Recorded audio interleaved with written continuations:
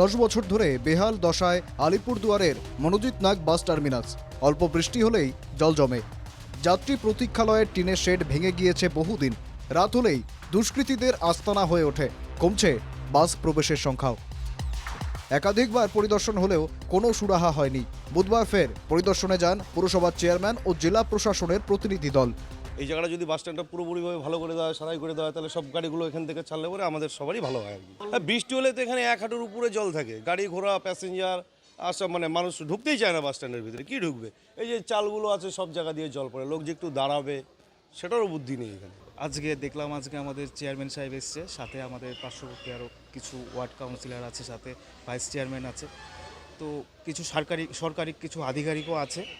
তো যেটা দেখলাম যে আগামী 19 তারিখ থেকে সম্ভবত আমাদের এই বাস টার্মিনাসের যে কাজের সংস্করণ, সেই কাজের সূচনা হতে চলেছে হয়তো।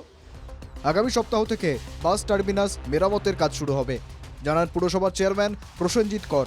প্রথম ধাপে রাজ্য সরকারের তরফে 52 লক্ষ টাকা দেওয়া হয়েছে বলেও জানান তিনি। তারপরে আমরা কাজের জন্য পাঠিয়েছিলাম, তো সেটা স্যাংশন হয়েছে।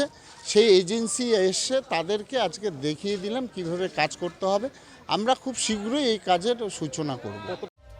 বাস টার্মিনাসটি নতুন রূপে সেজে উঠলে উপকৃত হবেন যাত্রী থেকে গাড়ি চালক সকলে। বাস প্রবেশের সংখ্যাও বাড়বে, উপকৃত হবেন অন্যান্য ব্যবসায়ীরাও। আলিপুরদুয়ার থেকে সুদীপ ব্যানার্জির রিপোর্ট, NK TV বাংলা।